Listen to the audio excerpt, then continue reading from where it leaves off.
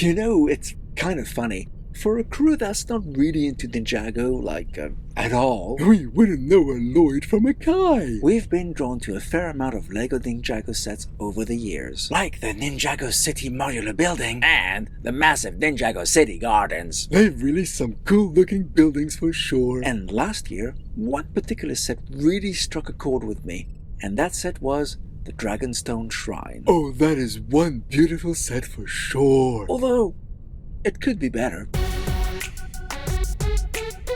What have you got in mind, Captain? Well, first of all, let's take a quick look at the set as it is. I've loaded up the model into Studio, Captain. Thanks, Mouse. Now, it's clear that this is an impressive construct representing a dragon carved out of a rock, with a fountain flowing from the dragon's mouth and a large cherry blossom tree growing out of its side. This reminds me of Dragonlance. The massive Advanced Dungeons & Dragons adventure released in the 80s? The very same. You may not know this, but I used to be a pretty big D&D fan when I was a wee chick, and this saga was just amazing. And of the original 14 campaigns, the 7th one's cover is particularly relevant to the subject at hand. Wow! A dragon carved out of the rock! It's even got an extended left hand and a right hand resting on the surrounding rock, just like this dragon shrine. It's clearly impossible not to draw comparisons. And I'll be honest with you, it's a big reason why this set spoke to me.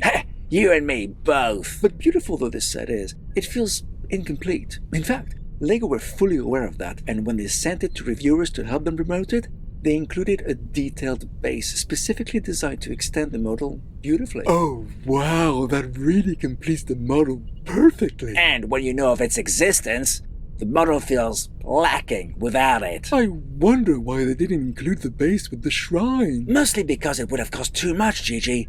The base itself is made up of nearly 700 pieces. Fancy adding that to the cost of a set primarily aimed at kids? So yeah, the base is beautiful, and some enterprising fans provided instructions so others could get the parts and build it themselves, turning a playset into a display piece that would undoubtedly look great on any shelf. And you did that. Well, not exactly. Although I do enjoy display sets, I'm more into having models that are for play more than they are for decoration, and I would have preferred a base that would have allowed me to incorporate this sculpture into a city setting, say. So although I could have recreated the base, as many others have done, I needed something different. And in addition to that, there's another problem. Turn the dragon around, and you've got scrolls, trinkets, a bookcase, a table, none of which spoke to me. I wanted to get rid of all of that, turning those rooms into some kind of a cave system. Essentially, you wanted to bring the sculpture back to its original uninhabited look. Exactly. You've got your work set out for you there. It did turn out to be the biggest modification of an official set I'd ever attempted, that's for sure. I decided to start with the influencer base. It's beautiful, don't get me wrong, but I needed to transform it from a display piece into a park so little minifig citizens could step in and explore or just walk past it on their way to work. And how are you going to do that? Well, I drew heavy inspiration from LEGO's long-retired Spring Lantern Festival set, especially its walls and moon gates. If you're going to be putting a pavement on one side, how much of the influencer base are you going to lose? Well, hardly anything, actually. Here, check it out. Perhaps the biggest loss is the little cherry blossom tree that was on the one corner, but I managed to squeeze everything else into a much smaller space. Nice. And I see you've placed your model on a mill's base. I have, just like most of my other modulars, except I've actually done something a little different here and carved into that base so the water is below the ground level. Any potential visitor will have to be quite agile to jump from one of those little islands to the other, mind. I don't deny it, which is why I placed a bench on the pavement so less athletic figs can appreciate it from the outside. Nice. Now, with the base pretty much done, it was time to turn my attention to the inside of the shrine itself. So much of it had to be altered to remove any trace of human activity. I even had to break through the floor between levels to give minifigs the ability to climb to the upper level using a handful of vines. I've also added more stonework and increased the size of the tree's trunk on the inside. It's like one of those ruins which Indiana Jones would be exploring to find forgotten treasure.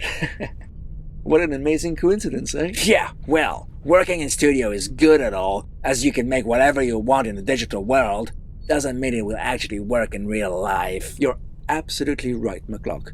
Building the base was easy in that respect, but the dragon was a different kettle of fish. It took me a while to save up to get all the parts I needed, and yes, I did encounter some issues when applying the digital plan to the real world, especially when I realized I'd forgotten a few pieces here and there. Told you, digital renders on their own suck. Although nothing was a deal breaker. In fact, I had more than enough parts left over from the official build to fill the gaps I'd missed with ease. And so, the migration from the digital to the real was complete, and I think the result looks really good. We can explore closer and see all the different nooks and crannies inside the dragon, and enjoy the modified base it rests on. But to be fair, those don't look like massive changes. Well, I did need to get around 500 pieces to make this work, and the end result is a giant statue with no hint of its Ninjago origin, resting in a cozy 32x32 park. It looks great, but mind you, the original design was already great. I merely stood on the shoulders of a great designer, Mouse. I like that your moon gate is decorated on both sides. That wasn't the case for the Spring Lantern Festival set. I was inspired by it, but I did make some improvements there too. And although it does look good on its own, the whole purpose of this project was to integrate it into a city. Like this one. Damn, that looks so good. Well, it's a pretty snug fit, mind. Well, you certainly have to pick the right buildings to put it next to. I find corner ones are the best, but it does look like an impressive park, don't you think? I find it kind of funny that the dragon looked absolutely massive on its own, and the park's walls look puny in comparison. But place it in a city, and it just blends in like it was always supposed to be there. Ha! Interesting mixture of various companies' buildings in your city.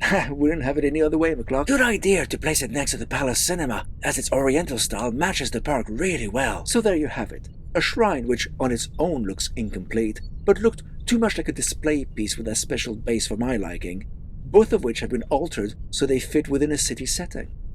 Let us know what you think in the comments, and if you like what we do, And how we do it, And you feel you'd like to help us out, please consider joining our Patreon. as long as you can afford it, of course. The link's in the description and pinned comment. and we'll speak to you again next time.